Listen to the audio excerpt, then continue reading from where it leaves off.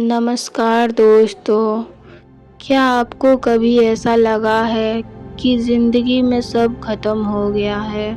बार-बार कोशिश करने के बाद भी सफलता नहीं मिल रही? अगर हाँ, तो यह वीडियो आपके लिए ही है। दोस्तों, जीवन में सफलता और असफलता दोनों आते हैं, लेकिन जो व्यक्ति हार मान लेता है, वह अपने सपनों से दूर चला जाता है। और जो व्यक्ति कठिन परिस्थितियों में भी डटा रहता है, वह एक दिन इतिहास बनाता है। भगवान बुद्ध ने कहा था कि मनुष्य की सबसे बड़ी शक्ति उसका मन होता है। यदि मन मजबूत है, तो दुनिया की कोई भी ताकत आपको रोक नहीं सकती। इसी को ध्यान में रखते हुए चलिए मैं एक ऐसे महान इंसान की कहानी बता रही हूँ जो आपको हार नहीं मानने देगा, कभी हार नहीं मानने देगा।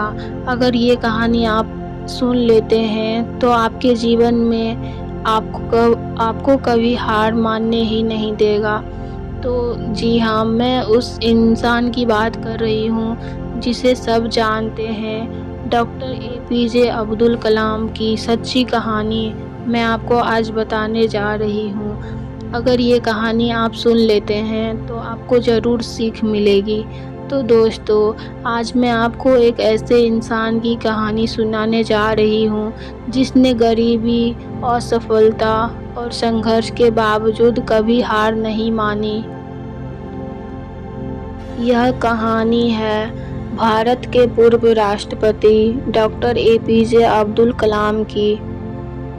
भारत की एक महान हस्ती जिसे हम लोग सब जानते हैं, ये किसी भी तारीफ के मोहताज नहीं है।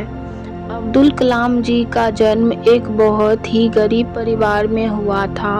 घर की आर्थिक स्थिति इतनी कमज़ोर थी कि बचपन में वह सुबह 4 बजे उठकर अखबार बेचते थे ताकि परिवार की मदद कर सके। लेकिन उनके सामने बहुत से समस्याएं आई, लेकिन उनके सपने भी बहुत बड़े थे। वे पढ़ाई में मेहनत करते रहते थे और वैज्ञानिक बनने का सपना देखा करते थे। कड़ी मेहनत के बाद उन्होंने इंजीनियरिंग की पढ़ाई शुरू की, लेकिन एक दिन उनके जीवन में बहुत बड़ा झटका लगा। उनका सपना था कि वे वायुसेना के पायलट बने। उन्होंने परीक्षा दी, इंटरव्यू दिया और अंतिम चरण तक पहुंच गए, लेकिन केवल एक रैंक से वे चयनित नहीं हो पाए। वे 9वें स्थान पर थे और सिर्फ 8 लोगों का चयन होना था। सोचिए, जिस सपने को लेकर उन्होंने वर्षों तक सपना देखा था, वह एक पल में टूट गया। वे बहुत दुखी हुए। उन्हें लगा कि अब सब खत्म हो गया है, अब कुछ नहीं बचा मेरे पास, कोई उम्मीद की किरण नहीं थी। लेकिन उन्होंने हार नहीं मानी। उन्होंने खुद को संभाला और वैज्ञानिक बनने की दिशा में आगे बढ़ने लगे।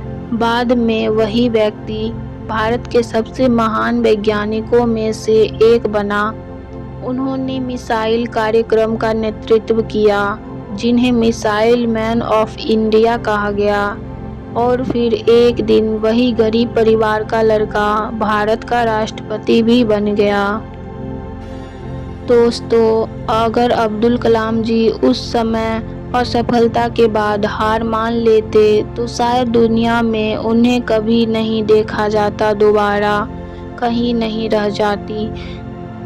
इस कहानी से हमें यह सीख मिलती है, कभी कभी जो चीज़ हमें असफलता लाती है, असफलता की ओर ले जाती है, वही हमें हमारी असली मंजिल की ओर ले जा सकती है। और वही वास्तविकता भी होती है, वही हमें हमारी मंजिल की ओर ले भी जाती है। हो सकता है कि भगवान ने आपके लिए उससे भी कुछ बड़ा सोच रखा हो, इसलिए आपको पहले वाली सफलता नहीं मिली। इसलिए अगर आज आपको सफलता नहीं मिल रही है तो निराश बिल्कुल मत होइए, मेहनत करते रहिए।